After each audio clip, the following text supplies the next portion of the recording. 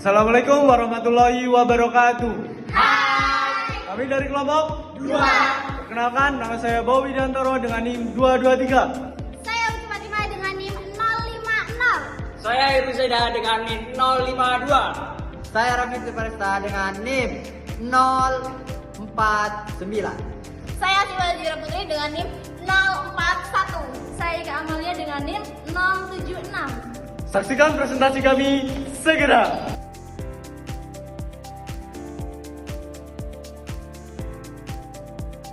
Di sini kami akan mempresentasikan hasil analisis tentang pendidikan kewarganegaraan kelas 2 SD dengan materi hidup rukun, Tolong menolong, memelihara lingkungan, bersikap jujur, bersikap disiplin. Senang bekerja dan musyawarah. Tonton video kami.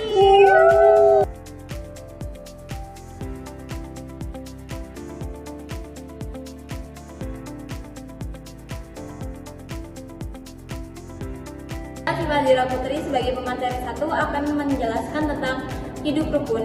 Hidup rukun adalah hidup saling menghormati, menghargai, dan tidak saling bertengkar. Hidup rukun dapat dilakukan siapapun dan dimanapun. Bahkan hewan pun juga bisa hidup rukun. Hidup rukun harus diterapkan di rumah, di sekolah, dan di masyarakat.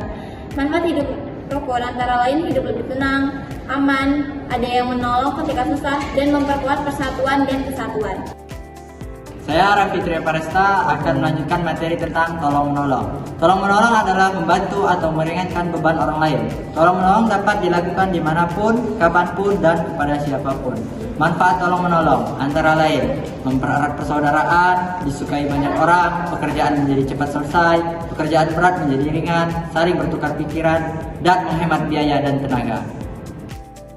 Saya sebagai pemateri 3 akan menjelaskan tentang memelihara lingkungan. Lingkungan ada 2, yaitu lingkungan benda hidup dan lingkungan benda mati. Lingkungan benda hidup ada 2, yaitu lingkungan hewan dan tumbuhan. Cara memelihara tumbuhan antara lain menyiram, memupuk, dan merawatnya dengan baik. Sedangkan cara memelihara hewan yaitu dengan memberi makan, membersihkan kandangnya, dan merawat hewan tersebut dengan baik. Cara memelihara air dengan tidak membuang sampah ke dalam selokan atau lubang air. Kita harus menjaga dan melestarikan lingkungan benda hidup dan lingkungan benda mati. Saya Iru Zaida, di sini saya akan melanjutkan materi tentang bersikap jujur. Jujur adalah berani berkata yang sebenarnya atau berani berbuat tanpa menyembunyikan sesuatu atau berbohong. Sikap jujur harus dimulai dari diri sendiri. Orang jujur akan mendapatkan kepercayaan dari orang lain.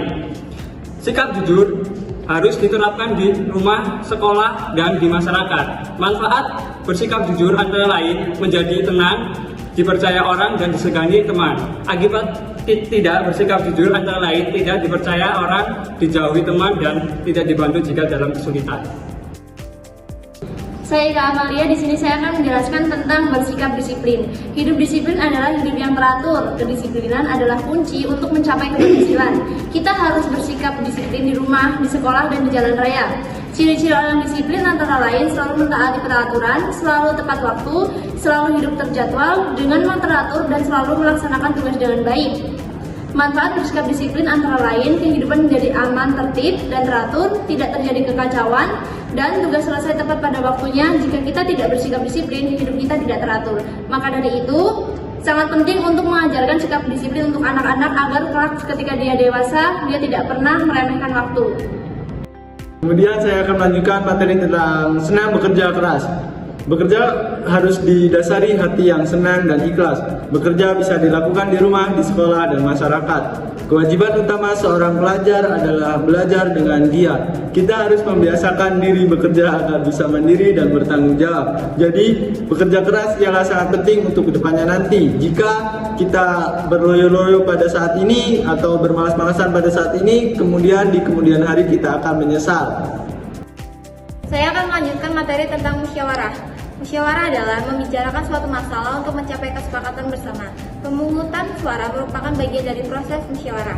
Sikap dalam musyawarah antara lain toleransi, menghargai pendapat orang lain, menaati peraturan, tata tertib musyawarah, mau menerima kekalahan, dan menghargai suara terbanyak.